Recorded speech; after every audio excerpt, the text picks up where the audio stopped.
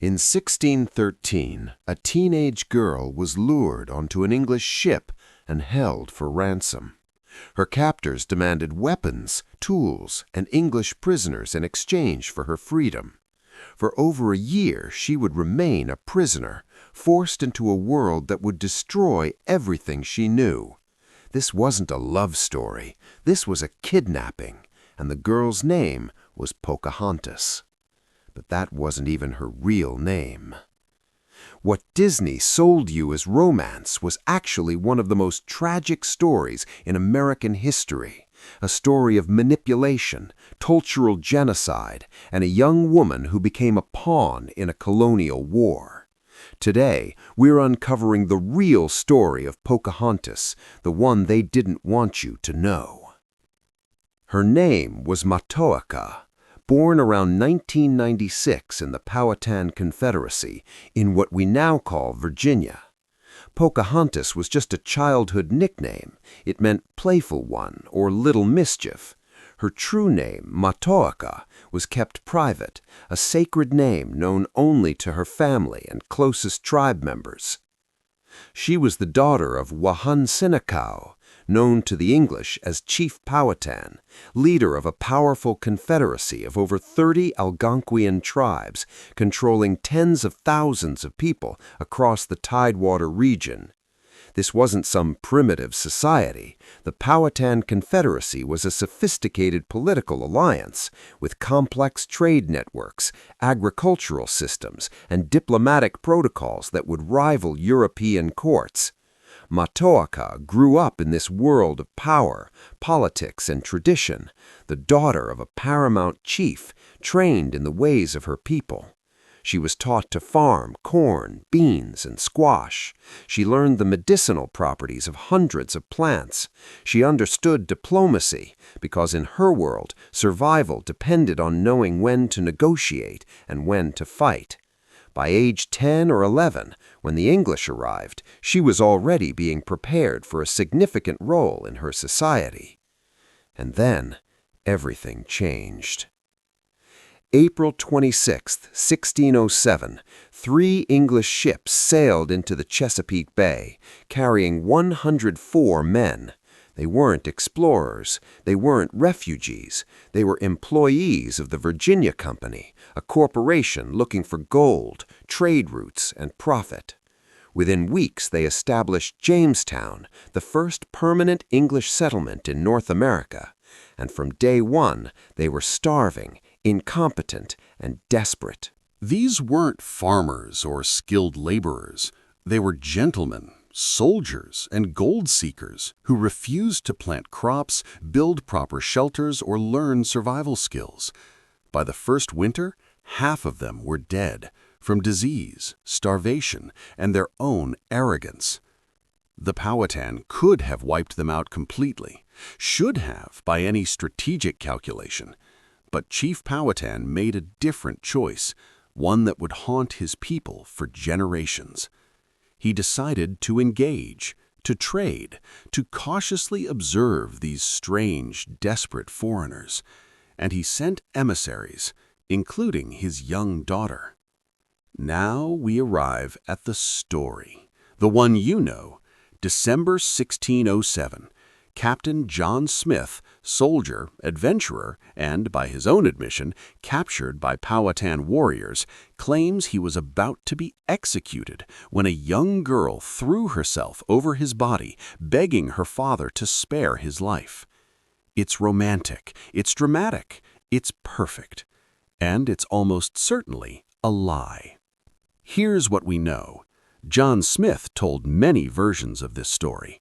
In his first account, written in 1608, immediately after the events, he never mentions Pocahontas saving him, not once. The rescue story doesn't appear until 1624, 17 years later, in his book General History of Virginia, published after Pocahontas was already dead and couldn't contradict him. Smith was known for exaggerating his adventures. In other writings, he claimed to have been rescued by beautiful women in Turkey, Russia, and France. It was his narrative pattern, the heroic captain saved by exotic foreign maidens. Modern historians and Mattaponi tribal oral history offer a different interpretation. If this ceremony happened at all, it was likely a ritual adoption, a formal process where Powhatan was symbolically killing Smith's old identity and rebirthing him as a member of the tribe. Pocahontas, as a chief's daughter, would play the role of sponsor. It wasn't a rescue, it wasn't romance, it was diplomacy, and Matoaka, at around 11 years old, was performing a political function, not falling in love with a 27-year-old foreign soldier. She was a child. For the next few years, Pocahontas served as a cultural liaison between Jamestown and her people. She delivered messages, negotiated trades, and, according to English accounts, occasionally brought food to the starving colonists. This wasn't charity. This was calculated diplomacy. Chief Powhatan was gathering intelligence, managing a potential threat, and maintaining strategic flexibility. Pocahontas was his ambassador, young, curious, and learning everything she could about these strange, desperate foreigners. But the peace was always fragile. The English kept demanding more land, more food, more resources, and they kept dying from their own incompetence, blaming the Powhatan for their failures. Till in 1609, John Smith was injured in a gunpowder explosion and returned to England. The English told Pocahontas he had died. For years, she believed them. And for a while, she disappeared from English records. She returned to her people. At around 15, she married a Powhatan warrior named Kokum. She was building a life within her own culture, away from the colonial madness. She thought she was safe. April 1613. Pocahontas was visiting the Potomac tribe along the Potomac River. Relatives, allies, a safe place. Or so she thought. Captain Samuel Argall had a plan. The English were losing their war with the Powhatan. They needed leverage. And Argall knew that Pocahontas, daughter of the paramount chief, was the ultimate hostage. He bribed the Potomac chief. His name was Iopassus, with a copper kettle. That was the price, a cooking pot for a young woman's freedom. Iopassus and his wife lured Pocahontas onto Argall's ship under the pretense of visiting. Once aboard, the trap closed. They held her at gunpoint. The Potomac couple got their kettle and sailed away. Pocahontas, around 17 years old, was now a prisoner of war. Argall sent word to Chief Powhatan, return English prisoners, return stolen weapons and tools, pay a ransom of corn, or you'll never see your daughter again. Powhatan tried to negotiate. He sent some prisoners back, he sent some weapons, but it wasn't enough. The English kept raising the price, kept moving the goalposts. And Pocahontas remained captive for over a year. They held her at Henricus, a settlement upriver from Jamestown, and they began the process of erasing who she was.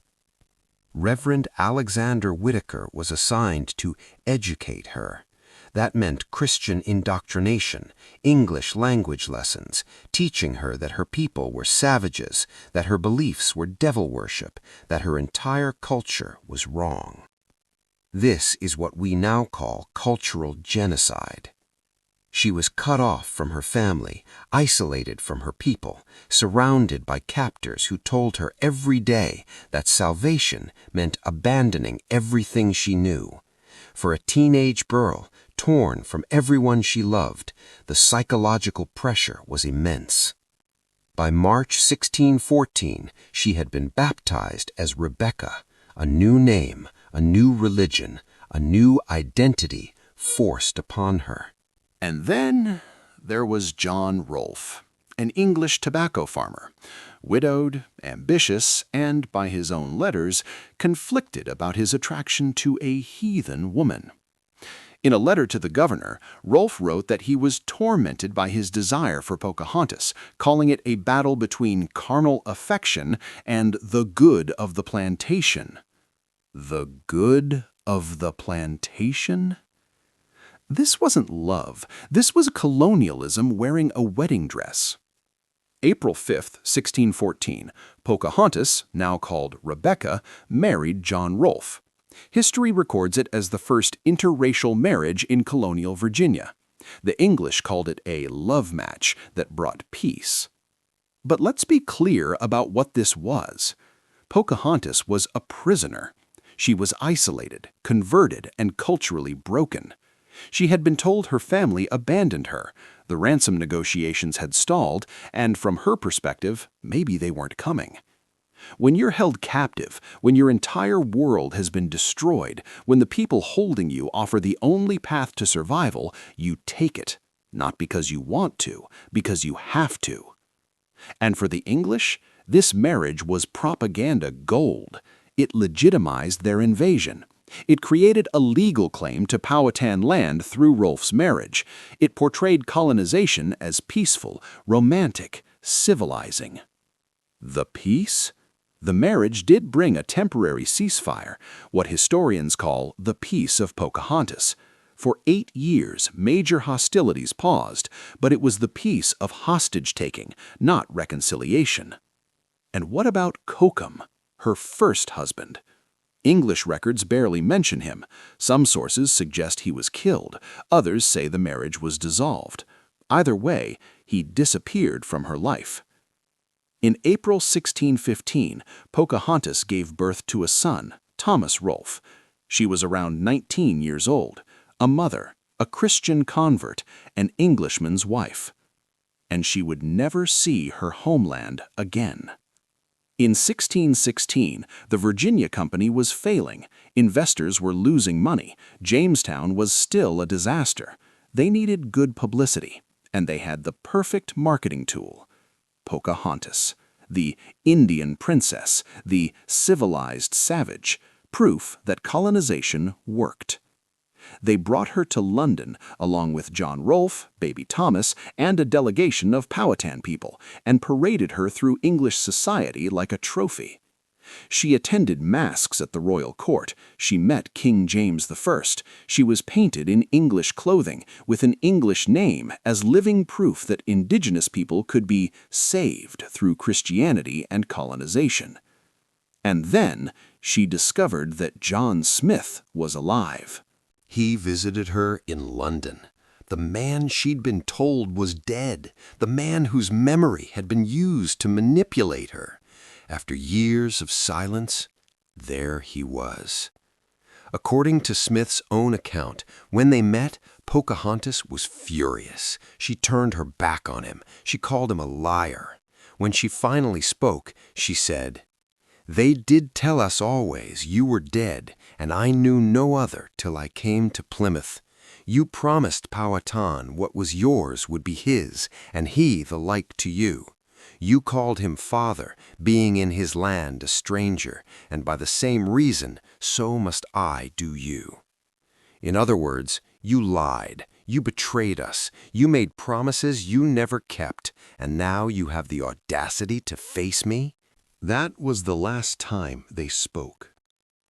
In March 1617, Pocahontas prepared to return to Virginia with her family. They boarded a ship at Gravesend on the River Thames. She never made it home. She became violently ill, likely tuberculosis, pneumonia, or another European disease her body had no immunity against. Within days, she was dying. They carried her off the ship. She was around 21 years old. According to Rolfe's account, her last words were, "All must die. It is enough that the child liveth." She died in a foreign land, far from her people, far from the rivers and forests of her home, buried in an unmarked grave at St. George's Church in Gravesend. And Thomas, her son, her only child, John Rolfe left him in England and returned to Virginia alone. Thomas was raised by English relatives, disconnected from his Powhatan heritage. He wouldn't return to Virginia until he was 20. Even in death, Pocahontas was exploited. The Virginia Company used her story to attract more settlers. Her image sold colonization. Her name became a legend, while her truth was buried. So why does the Disney version exist? Why do we tell children that Pocahontas was a love story? Because it's easier. Because it makes colonization look romantic instead of brutal. Because a story about a native woman choosing English culture is more comfortable than the truth, that she was kidnapped, coerced, and exploited. Today, Pocahontas has thousands of descendants through her son, Thomas. Many still live in Virginia, carrying her bloodline and fighting to preserve her true story. The Matoaka tribe, part of the Powhatan Confederacy, have maintained oral histories that contradict the colonial myths. They remember Matoaka not as a Disney princess, but as a young woman who was used as a political weapon. Her story is a microcosm of what happened to Indigenous peoples across the Americas: cultural erasure, forced conversion, exploitation, and then romanticization by the very people who caused the trauma. We owe it to Pocahontas, to Matoaka, to tell her real story, not the sanitized fairy tale, not the propaganda, the truth. Her real name was Matoaka, and she deserves to be remembered for who she truly was. If this story opened your eyes, share this video. The truth needs to be told. Subscribe for more hidden history that challenges everything you thought you knew. And in the comments, tell me, what other historical love stories do you want me to investigate? Rest in truth, Matoaka.